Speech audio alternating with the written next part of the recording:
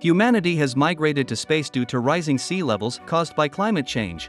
The shelters 8, 12, and 13 declare themselves the Adrian Republic and initiate a war against the other shelters, leading to a prolonged conflict. The humans left on Earth are tasked with building munitions and parts for the robots used in this war. The story revolves around a legendary soldier, Captain Junge, who is revealed to be an android. She is shown waking up in an abandoned town after an explosion, where she fights off attacking robots.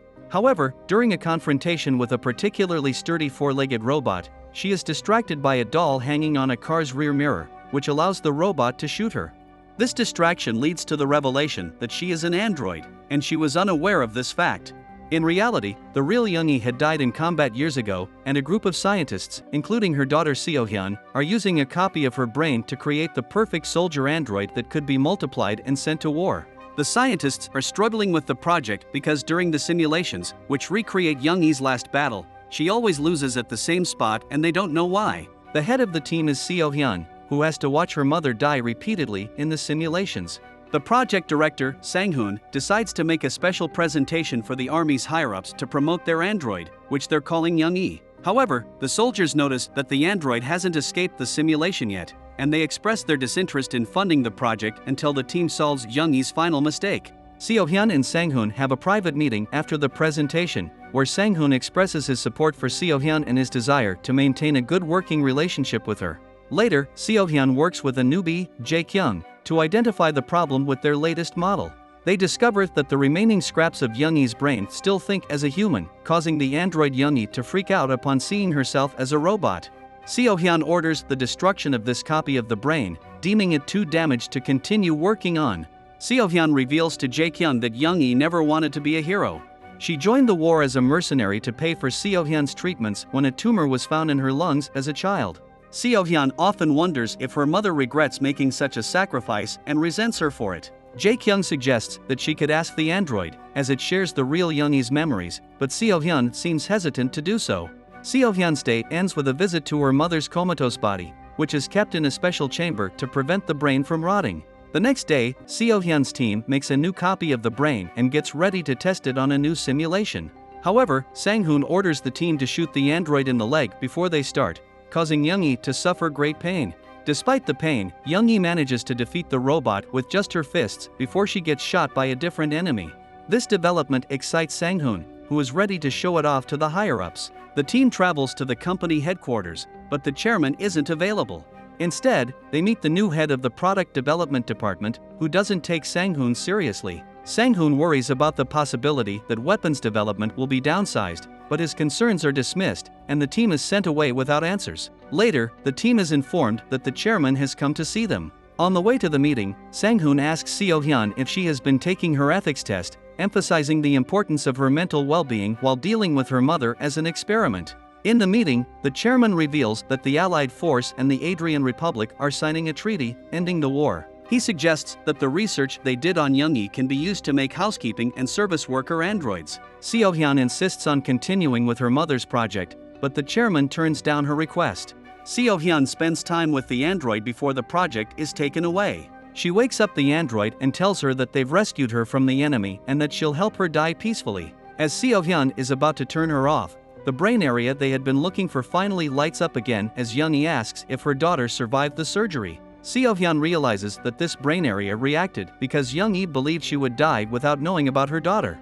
She assures Junge that the surgery was a success, allowing her to move on in peace. Seo-hyun requests to do a last simulation before shutting things down. She tells the other team members she'll set things up alone. Once they're gone, Seo-hyun deletes the unidentified part of Junge's brain. Then she proceeds to whisper in her ear, explaining all the nasty things that will happen to her after the last simulation is over if they don't do something. When the final simulation starts, Junge goes through the usual battle tactics and dies in the same spot as usual. Jae-kyung detects some weird readings indicating the brain's response was weaker, but Sang-hoon doesn't care because the project is over anyway. The other employees take the android away and Sang-hoon begins making his way to his room when he suddenly realizes he also saw something strange. He rushes back to the lab and asks for the simulation to be replayed in slow motion, confirming that Junge hadn't actually been shot. She only pretended she had and fell on the usual spot. Seo-hyun runs back into the lab and deletes all the original project data. Junge searches for a way to escape and comes across a room filled with dozens of robots that look like her. Before she can come to terms with this, Sang-hoon's army of security robots finds her, triggering a vicious fight. Junge is a legendary fighter for a reason though, and she easily beats them all up. Even when a robot pushes her against a maintenance machine, she takes the chance to turn it against her attacker. Seo-hyun finally shows up and disables the robot just in time. Then she tells Junge they're in this together, and Junge trusts her because it's the voice from her dreams. Minutes later, a new wave of security robots arrive at the hangar, and they allow a fellow android to take Seo-hyun away before they shoot at Junge. However, when they check on the body, they discover Junge's body is empty. Seo-hyun drags Junge into the train, only to discover it isn't as empty as she thought. Sang-hoon is there waiting for them. As the train takes off, Sang-hoon accuses Seo-hyun of being ungrateful for everything the chairman's done for her and tells Junge to step away from her daughter. Hearing this as her little girl shocks Junge, but Seo-hyun cuts in to explain she's deleted all the data about herself from her memory so she can have a fresh start without any more sacrifices. As revenge for ruining the project, Sang-hoon shoots Seo-hyun in the shoulder, prompting Junge to attack him in return and shoot him with his own gun. Sang-hoon quickly stands up to keep on fighting, but freezes when he sees his reflection in the window. The damage from the shot has revealed his identity as an android. Seo-hyun calls him the chairman's little toy, and this makes Sang-hoon go crazy. Now he can activate the abilities of his android body, and Sang-hoon attacks Junge, starting the fight that throws their bodies all over the cabin and causes the train to shake on the rails. After exchanging a few hits, Sang-hoon manages to push Junge through the window, but she lets go on purpose to crawl around the train and re-enter it through a different window.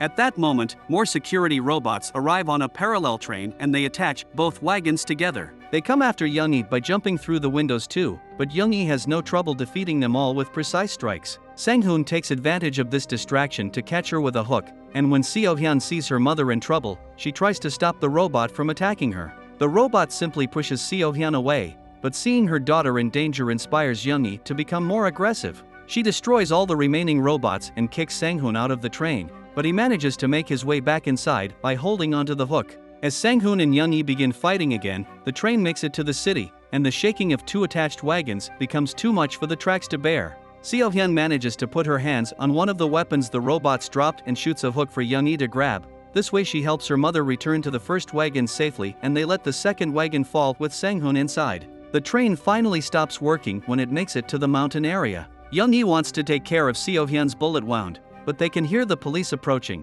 so Seo-hyun explains she doesn't have much time left anyway. She wants Junge to run away and start a new life where she can finally worry about herself instead of her daughter. After some hesitation, Junge accepts this plan, but first she says goodbye by hugging Seo-hyun and giving her a lucky cheek rub like when she was a child. As Junge leaves the train, Seo-hyun wishes her good luck and dies alone, yet feeling she's achieved closure. Thanks for watching. Please like and subscribe.